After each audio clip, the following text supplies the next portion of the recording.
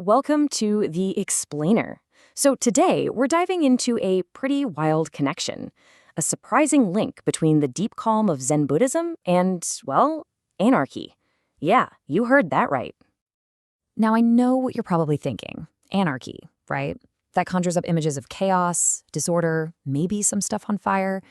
But we're going to set that whole political idea aside for today.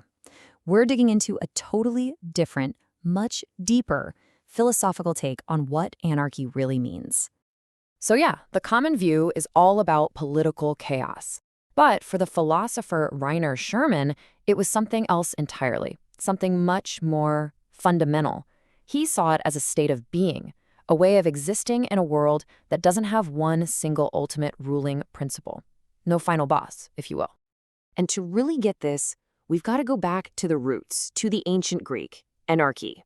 An means without, and archy means ruler or origin. So literally, without a rule, or without a beginning. And that is the absolute key. This isn't about, throwing out all the rules. It's about questioning the biggest role of all, the idea that there's some final grounding reason for everything. Schürmann framed this with this brilliant, kind of mind-bending paradox. He called it the principle of anarchy. And get this, it's the idea that the only ultimate principle is that there are no ultimate principles, no final why behind the whole shebang. Okay, so how on earth do you even begin to wrap your head around that? Well, according to Schürmann, it's not just about thinking. It takes practice. A practice he called releasement. And it's exactly what it sounds like, a conscious letting go of that deep, deep human need we all have to find the ultimate answer, the solid ground beneath our feet. And Schürmann found a really powerful and pretty surprising example of this kind of thinking in the writings of a Christian mystic from way back in the 13th century, a guy named Meister Eckhart. And Eckhart, he made this absolutely radical claim. He said that to truly get close to God, you have to let go of everything you think you know about God.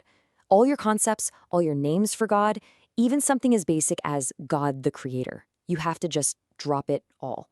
He basically laid out this path of subtraction, of negation.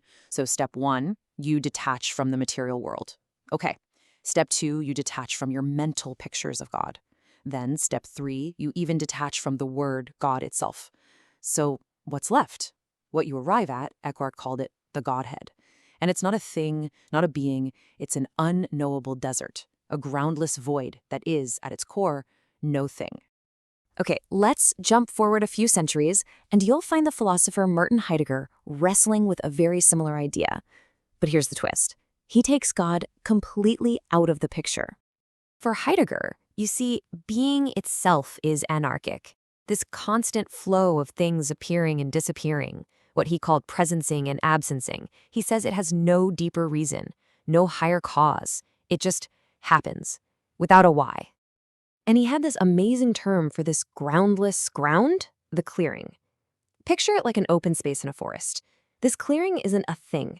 It's the nothingness that allows all the trees, all the beings to show up and be seen in the first place. It's the space that makes existence possible. And here's where he brings it back to us, to human beings. He quoted this old poem that captures it perfectly. To truly be, we have to be like a rose, living without why. A rose doesn't need a reason to bloom, it just blooms. It just is.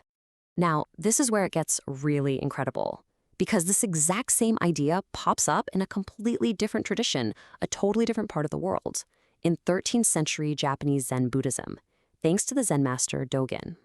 See, Dogen's core teaching was a practice called shikantaza, which literally means just sitting.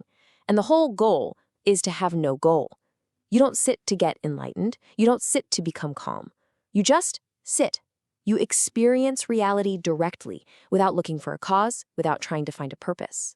To explain this, Dōgen came up with this really powerful, kind of startling analogy. He said, firewood does not become ash. And I know, that sounds totally wrong, right? But stick with me. What he's saying is, there is a moment in time, a state of being that is completely 100% firewood. It exists entirely in its own moment. And then, later, there is a different moment, a completely separate state of being that is ash. It's not that one thing turns into the other. It's more like each state just exists fully in its own moment, and then it's gone. There's no permanent thing underneath it all that's changing. It's just pure, groundless change happening moment to moment, all without a why. So let's step back for a second. We've got a Christian mystic from the Middle Ages, a 20th century German philosopher, and a Japanese Zen master, all from totally different worlds, and yet they're all pointing to the exact same radical idea.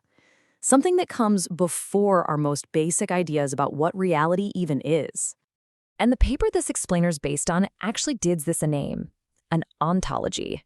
It's this idea of a state that comes even before we can talk about being versus non-being. It's like the ultimate void, the nothingness that allows both existence and non-existence to show up in the first place. You can really see how it all clicks together here. For Eckhart, it's the Godhead. For Heidegger, it's the clearing. For Zen, it's emptiness. They're all just different words, different pointers, aiming at the exact same fundamental no thing that sits at the very heart of reality. This is that an-ontological anarchy we've been talking about. So what's the point of all this? This isn't just some abstract philosophical game. It actually points to a way of living your life. The paper calls it Anarchic Praxis, and it's basically the art of living a life that isn't tied down by the need for some ultimate principle or a final why. Think about that for a second. To live, to act, to just be without needing some ultimate reason or justification for it all. It's a pretty radical idea, right? Maybe even a little unsettling. So, that's the question we'll leave you with. To live without a why, is that the ultimate freedom, or is it the ultimate fear?